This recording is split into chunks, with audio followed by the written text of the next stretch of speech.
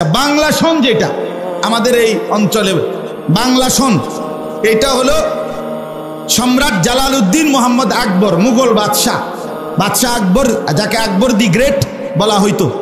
এই আকবরের আমলে পুরা অঞ্চলের দিল্লির খেলাফ যত বড় সাম্রাজ্য ছিল তাদের মৌসুমি যে খাজনা উঠাইতো জনগণ থেকে, ট্যাক্স, ফসলি জমি কাটার পরে এই সময় ট্যাক্স উঠাইতো। তো এইটার হিসাবের জন্য বাদশাহ আকবর উনার সভাসদদেরকে বলছিল, তোমরা আমাদের এই অঞ্চলের হিসাবে, এখানকার সিজন হিসাবে তোমরা একটা বছর হিসাব করো, যাতে করে খাজনা আদায় করতে কি হয়, হিসাব করতে সুবিধা। কয় বছরের খাজনা, কোন বছরের খাজনা, ট্যাক্স। এই কারণে এই বাংলা সন এইটা এই কারণে চালু হয়েছে। আপনি পড়ে দেখেন বা জিজ্ঞেস করে দেখেন। তাইলে বাংলা সন, আবারও বলছি ইংরেজি সন, এটা হিসাব রাখা বা হিসাব করা হারাম নয়, নাজায়েজ না, কিন্তু বাংলা সনের সাথে ফসলের জমির খাজনার সম্পৃক্ততা, ইংরেজি সনের সাথে খ্রিস্টানদের বিশ্বাসের সম্পৃক্ততা, কিন্তু ইসলামী সনের সাথে রাসূলুল্লাহ সাল্লাল্লাহু আলাইহি ওয়াসাল্লামের হিজরতের সম্পৃক্ততা, এই তিনটা বিশ্লেষণ করলেও মুসলমানের কাছে প্রাধান্য পাওয়ার কথা ছিল কোনটা? ইসলামী বছর। কিন্তু কোথায় আমরা?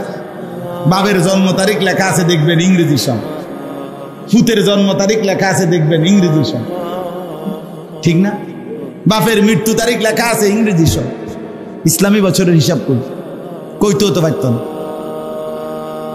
কেউ বলতেও তো পারবে এটা দরকারই না। আহা, যেটা ছিল দরকার সেটা ভুলে গেলাম, যেটা না হলেও চলতো সেটা খুব মনে রাখবো। এই হলো আমাদের জিন্দেগি। দুশ্মনের অব্যাহত প্রচারণা, মনে রাখবেন, সারা পৃথিবীর ইসলাম বিরোধী শক্তির পরিকল্পিত ধীরে ধীরে স্লো মোশনে তাদের প্রচারণার একটা কার্যকর সফলতা এটা, যে দুশ্মন বিভিন্ন বিষয়ে সুন্নত যা নবীজির সাথে সম্পৃক্ত যেটা, সেটা আমাগরে ভুলাইয়া দিছে, আর তাদের যেটা দেওয়া সেটা আমাদেরকে একদম মজবুত করে কলজার ভিতরে বসায় দিছে। মানে কি? যেমন একটা 6 বছরের বাচ্চাও আর 90 বছরের বুড়াও, উনি ব্রাশ এবং টুথপেস্ট এটা চিনতে কোনোদিনও ভুল করে না, কিন্তু মেসওয়াক হাজারো লক্ষ মুসলমান রাসূলুল্লাহর এই সুন্নাত চেনেও না, বোঝেও না, গুরুত্বও দেয় না, ভুলে গেছে সুন্নাতকে, মনে রাখছে ব্রাশ আর টুথপেস্ট। এটা ভুলে না, এটা মনে থাকে না, বোঝেন নাই কথা? ডাইনিং টেবিল চিনতে ভুল হয় না, দস্তরখান মনেই পড়ে না। এখন চলেন নবীর প্রেমে এমনি ডোলন আর নাচন লরণ, এটা তো সহজ, বুঝেন নাই কথা? রাসূলুল্লাহ সাল্লাল্লাহু আলাইহি ওয়াসাল্লামের ভালোবাসায় আরো 10 কেজি জিলাপি বিরিয়ানি বাড়াইয়া দেন, এটা সহজ, কারণ এটা তো খানা, এটা সমস্যা হয় না ভাইয়া, এটার লেগে লোক পাওয়া যাবে না। আমিও যদি কই আরো 50 কেজি জিলাপি বাড়াইয়া দিলে ভালো হয়, আসেননি কোনো ভাগ্যবান দিবেন, অমাক ভাগ্যবান মানে বহুত লোক পাওয়া যাবে, জিলাপি না, বিরিয়ানি না, খিচুড়ি না, কিন্তু রাসূলুল্লাহ সাল্লাল্লাহু আলাইহি ওয়াসাল্লামের সুন্নাতকে ধরে ধরে জিন্দেগির মধ্যে আনা, সেটা জীবনে বাস্তবায়ন করা, সেটা কঠিন। আর এটাই ভালোবাসা, এটাই মহব্বত।